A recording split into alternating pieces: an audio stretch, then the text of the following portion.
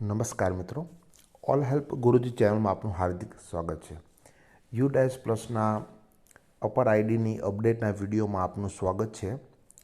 આજે આપણે upper આઈડીમાં student નેમને કેવી રીતે અપડેટ કરી શકીએ, તેમાં આપણે કયો કયો સુધારો કરી શકીએ તે જોવાના છીએ.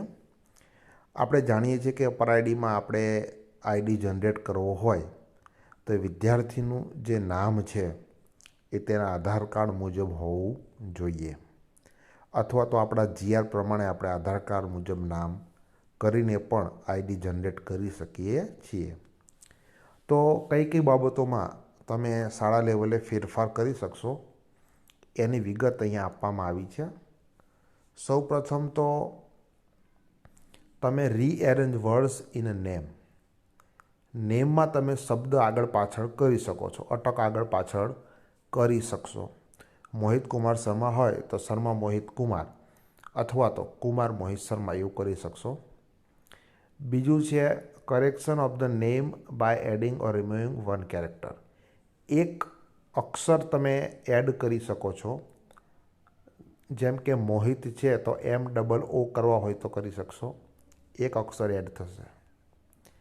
ત્યાર પછીનું છે રિમૂવલ સ્પેસ. વચ્ચે કોઈ સ્પેસ હોય, જગ્યા હોય તો એને પણ તમે દૂર કરી શકશો. ત્યાર પછી છે removal of title in a name. જેમ કે મિસ લખેલું છે તો તમે મિસ દૂર કરી શકશો, ન્યૂ નેમ તરીકે ઉપયોગ કરી શકશો. હવે ધારો કે મોહિત કુમાર શર્મા હોય તો મોહિત શર્મા, તો તમે આખો વર્ડ્સ જે છે એ ડિલીટ કરી શકવાના નથી, એટલે કે અટકને આગળ પાછળ કરી શકશો, કોઈ એક અક્ષર એડ કરી શકશો. કેવી રીતે સુધારો કરી શકશો? તો અહીંયા તમે નીચે એક બોક્સ જોઈ રહ્યા છો સ્ટુડન્ટ પેન નંબરનું. તો અહીંયા તમારે તમારા વિદ્યાર્થીનો સ્ટુડન્ટ પેન નંબર લઈ નાખી અને સર્ચ કરવાનું છે અને ત્યારબાદ એનું નામ સુધારી શકશો. આપણે તમને લાઈવ બતાવીએ. તો અહીંયા હું એક વિદ્યાર્થીનો પેન નંબર નાખું છું. ત્યારબાદ તેની તમામ વિગત આવી જશે અને તમારે અહીંયા જે સ્કૂલ નેમ લખેલું છે અહીંયા તમે અટક આગળ પાછળ કરી અથવા એક અક્ષરમાં સુધારો કરી અને ત્યારબાદ અપડેટ રેકોર્ડ ઉપર ક્લિક કરશો એટલે રેકોર્ડ તમારો છે આ સુધરી જશે. એની અટક જે છે તે આગળ પાછળ થઈ શકશે. તો સ્ટુડન્ટ્સ નેમ અપડેટમાં તમે આટલું જ કરી શકો છો.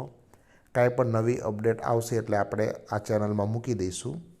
તો ચેનલને સબસ્ક્રાઈબ કરી દેજો. વિડીયો કેવો લાગ્યો અમને જરૂરથી કમેન્ટ કરીને જણાવશો અને લાઈક કરવાનું ભૂલતા નહીં. અપર આઈડીની અપડેટ તમને આ ચેનલમાં મળ્યા કરશે. તો ફરીથી જણાવી દઈએ, એના માટે આપ ચેનલને સબસ્ક્રાઈબ કરી લેજો. મળીએ છીએ નવા વિડીયોમાં. ત્યાં સુધી આવજો. જય હિન્દ, જય ભારત.